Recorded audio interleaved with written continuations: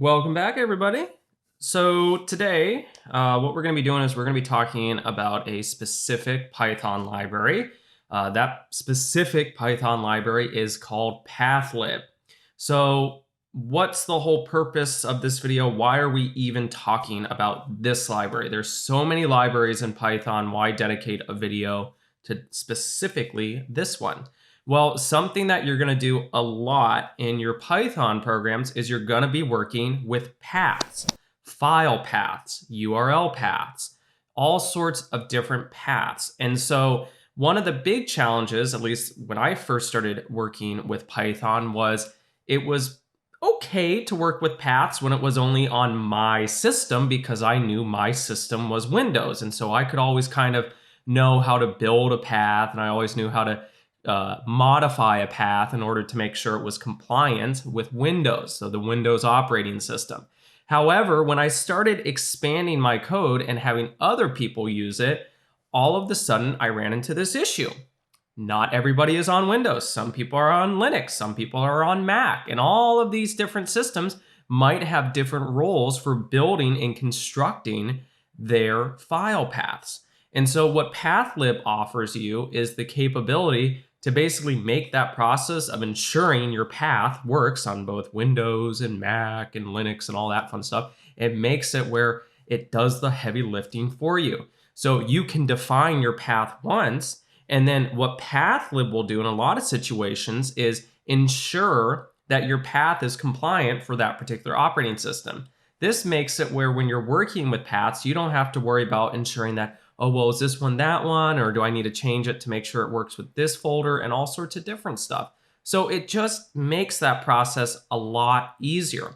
And then on top of it, it makes the operations with paths even easier. So doing things like, hey, I need to check if a directory exists. I need to check if a file exists. Oh, I need to see if this file belongs to this directory. So asking and helping you ask all those questions that are inevitably going to come up when you're working with a program. I can't tell you how many times I've had to check if a file exists. I have to make sure a folder exists, and then if it didn't exist, I had to create it. Or if a file didn't exist, I had to create it. Or here's another thing.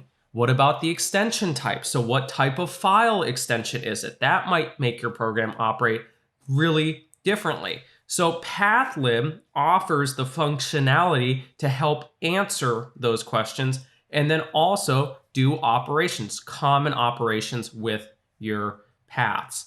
So what we're going to do in this video is we're going to just kind of explore this library a little bit, and then we're going to show some common operations, at least operations that I've used quite frequently. I'm not going to say we're going to cover every single method and property, but some of the ones that I have found I keep using over and over and over again.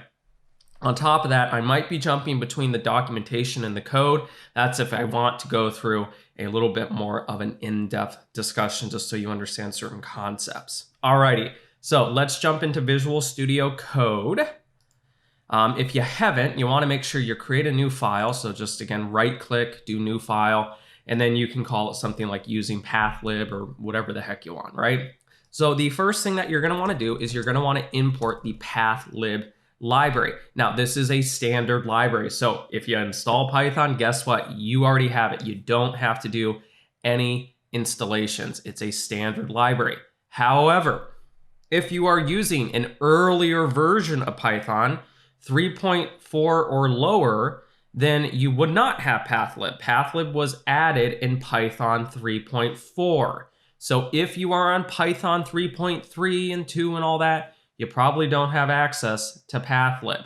So this is a newer library. This was really intended to, I'm not going to say replace the OS library, but it was helping alleviate some of the challenges of working with that particular library.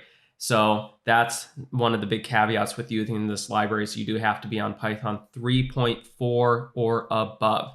So let's create just a basic path, but more specifically, I want to create a path to the script that I'm currently writing in. So this using Pathlib video. To give you an idea of what this full path looks like, I'm going to right click and do copy path.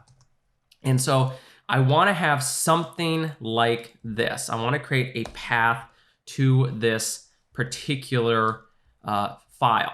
So how do we do that? Well, let's just do this. So we'll say, let's create a path to this script. Now we're going to do print because we're going to print out the path. I'm going to call my Pathlib library. There's an object called path. There's actually quite a few different path objects, but we'll talk about that in a little bit.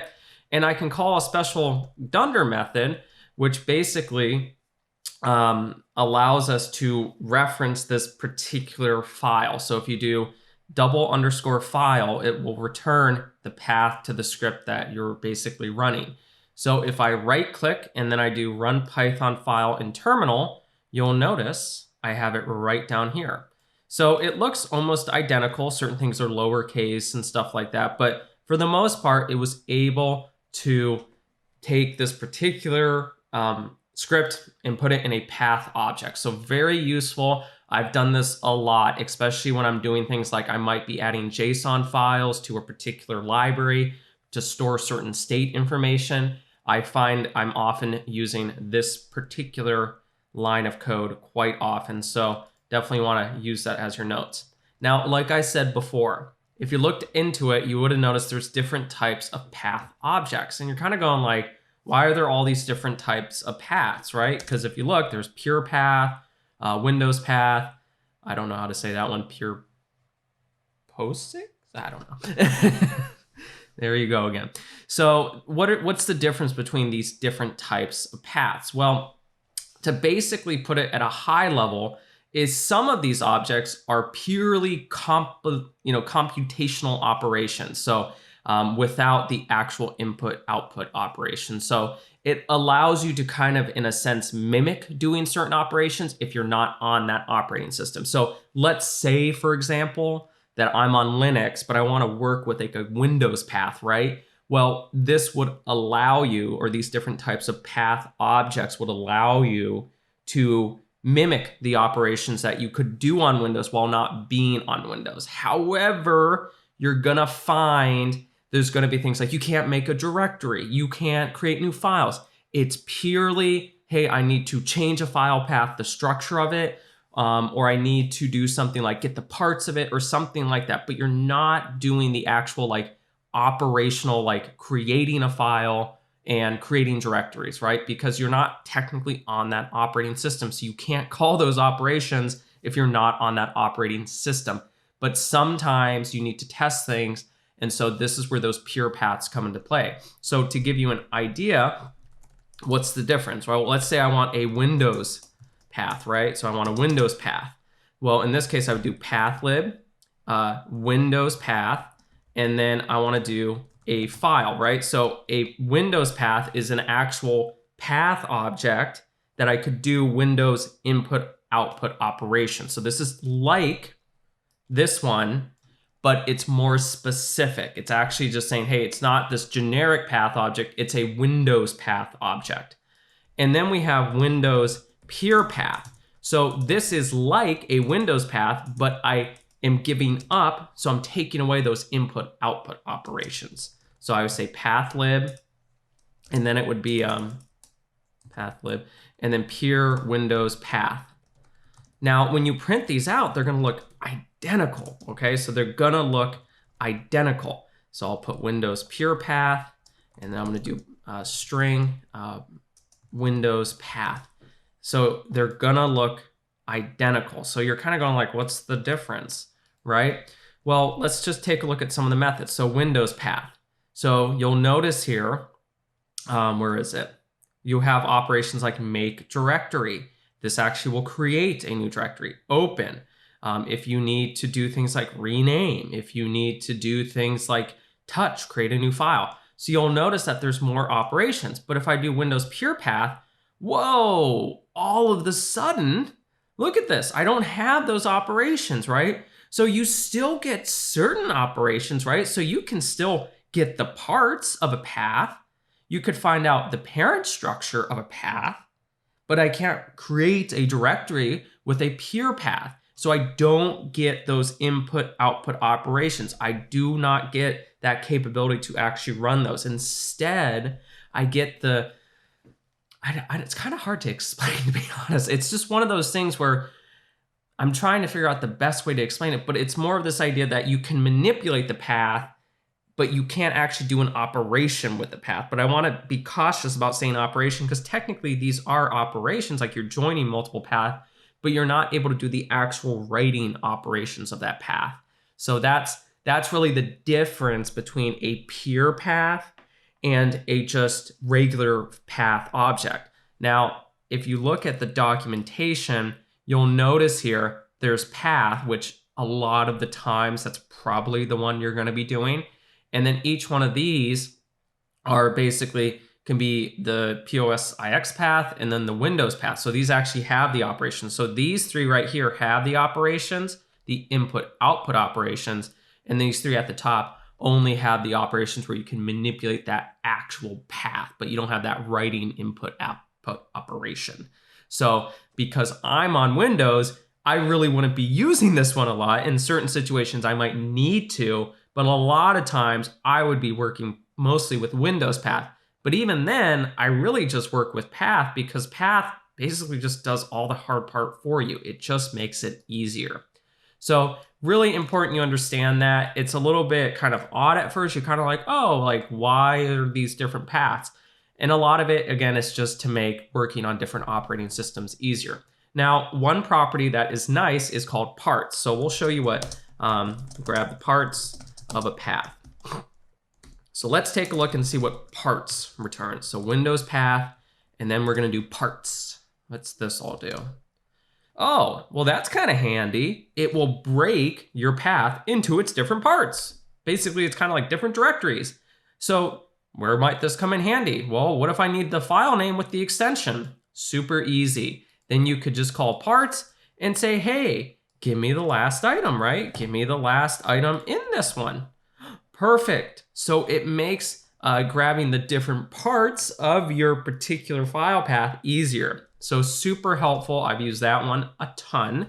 There's another one called parent. Now, parent is useful because maybe I want to get the folder above the one that I'm currently in, right? So I have this script file and I want to get the folder that script file is in. Well, what I could do is I could call my parent method, or sorry, my parent property, and that would return the parent of that particular path object. So basically the directory that it's in. So in this situation, okay, this returns that particular folder that it's in. Well, maybe I want the one that's above that one, right? So maybe I want lessons-python. Well, how do I get that one? Super simple. I'm gonna do Windows path, and then I'm gonna do parent.parent. And then you'll notice it gives me that one. But there's a problem with this. What if you have a really nested directory? I mean, I'm talking like maybe you're going 15 or 20 folders deep, right? I'm not going to judge, but you know, you're probably going super deep at that point. So it kind of depends on what you're trying to do. However, you don't want to do this 20 different times. It doesn't make a lot of sense. Well, guess what? There's an easy way to get around that. You would do Windows path, you would do parents, so S at the end, and then it's kind of like slicing a list, right? So you would say, well, which level do you want to go up? So 0 is start basically at this one, so sorry, not that one, this one, and then you'll see, so this one returns that. If you go 1, you go 1 level higher. And then if you do 2, you go the next level higher. So parents is great when you're dealing with a very deep hierarchy, so a very nested hierarchy, and you're not necessarily sure how deep it goes, or you just don't want to write out parent 20 different times. I remember before I learned about this property, there was one time I did it like 4 times, and I'm like, there's got to be an easier way of doing this. Lo and behold, it was this one. So really, really helpful. I use that property a ton. And then on top of that, you can also join paths together, right? So sometimes you might have a a path to a directory and you want to join that path with that directory with a file name. So that often happens a lot where you want to build the entire file path, but you only have two pieces. You've got the directory file path, and then you've got the file name with the extension at the end. So how can you do that? Well, let's kind of run through an example. We'll call this one data folder.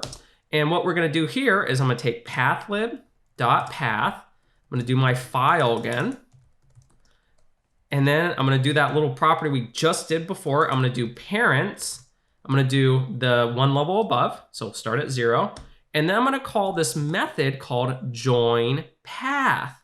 And then I'm going to attach the next component that I want to do it. Now, here I'm just saying, hey, add kind of the component data to it, but I could make it even more structured. I could say add data and then reports and then August reports, right? So you could make this pretty deep if you wanted to, but again, I just want to do one level below it.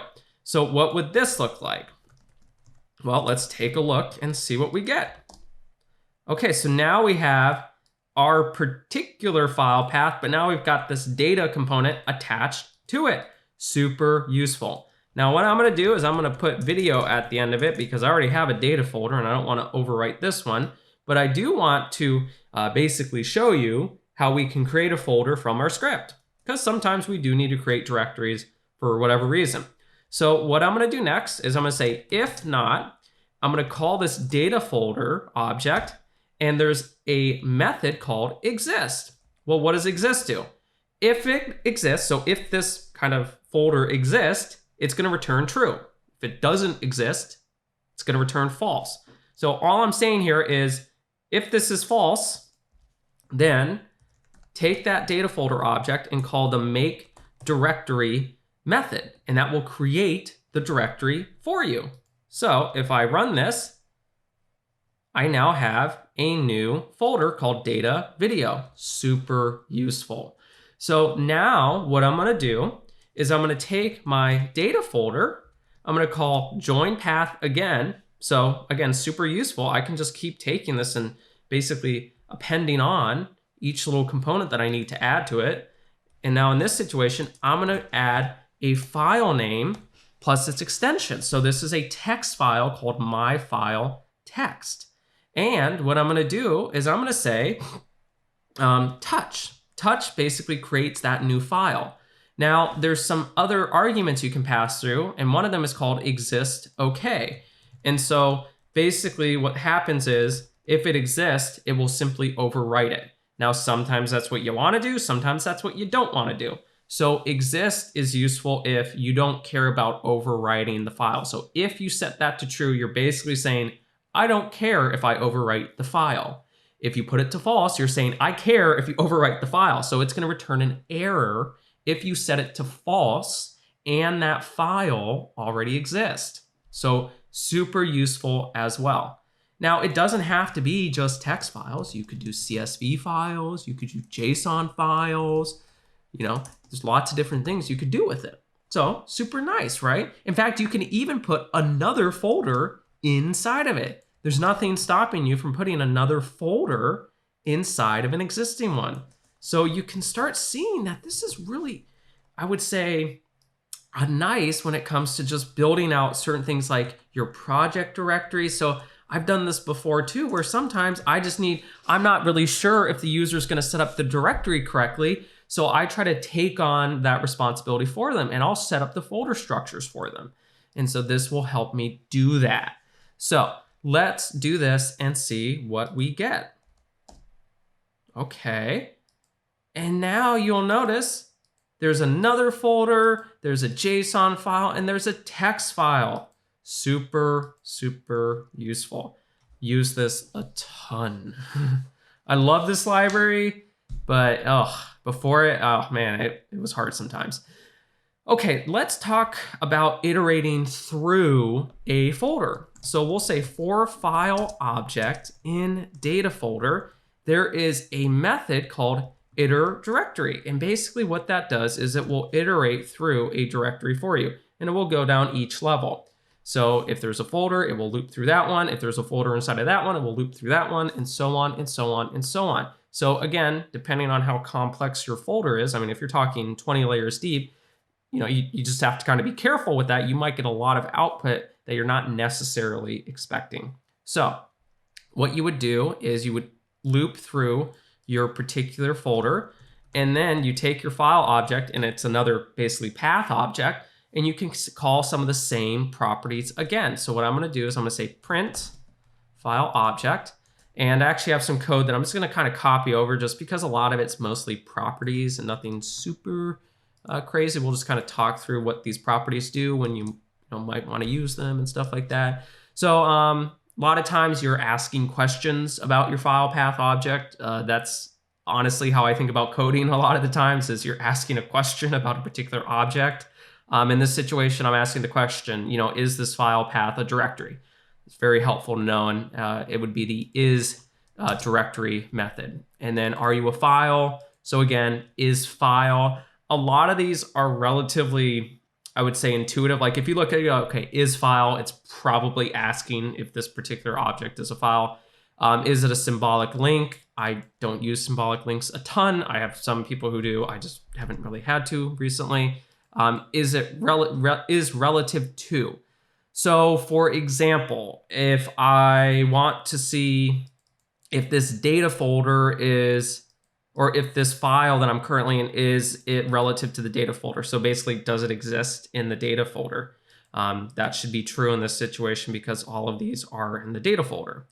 File drive, so you can get the drive that exists. The stem, this one I believe is the actual file extension, if I remember. Anchor, I'll see what that is in a second. Name of the file, suffix. No, I think this is the file extension. It's these two. I can never remember which ones, but we'll see in a second, so bear with me. Perfect, here we go. Alrighty, so you can see just returns a lot of different properties about it, so answering questions. File drive, file stem, so this is the file name. Suffix is the extension. So basically, if you take the stem plus the suffix, you'll get the name.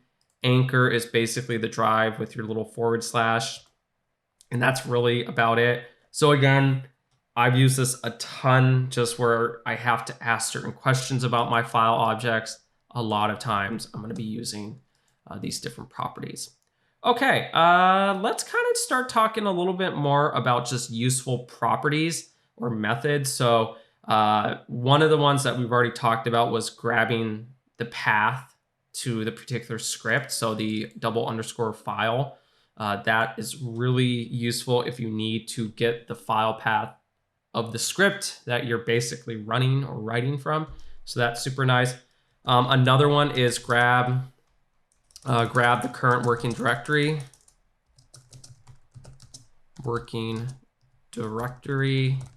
So in this situation, print string pathlib.path current working path current working directory. So in this situation, you don't technically need to pass through a path. You can do it where it's not outside of it. Some people ask, why are you putting string around it? So a lot of the times when you're printing, it's not an issue.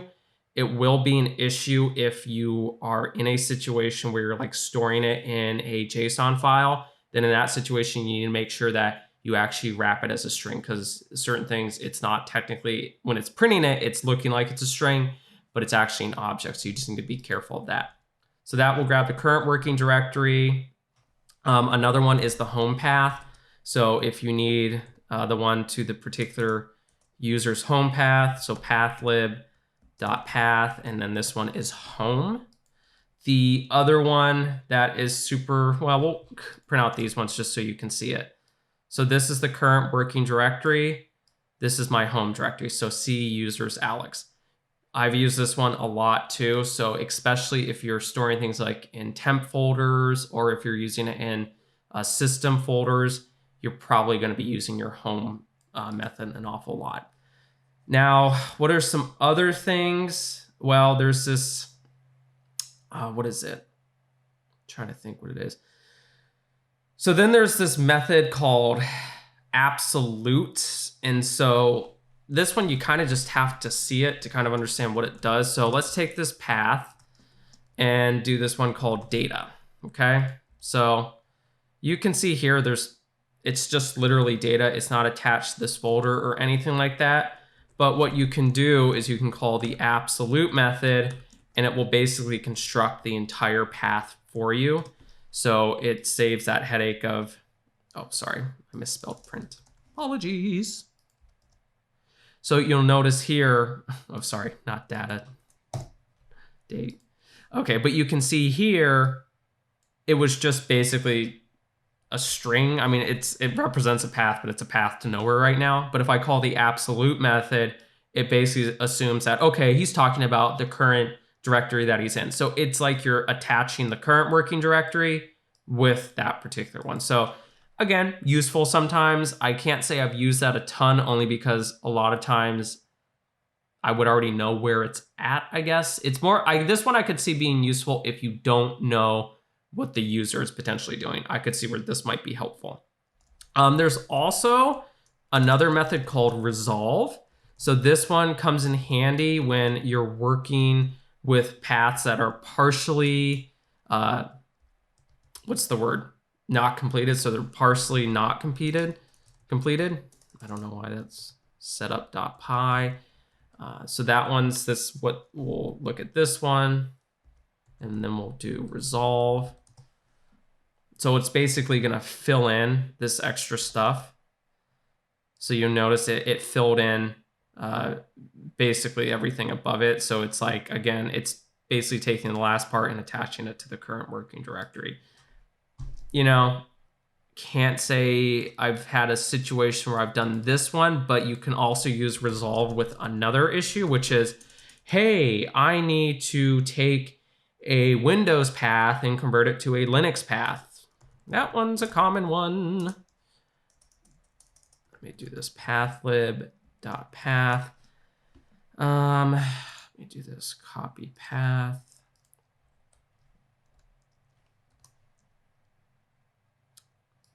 And this one I gotta change it a tiny bit, so bear with me.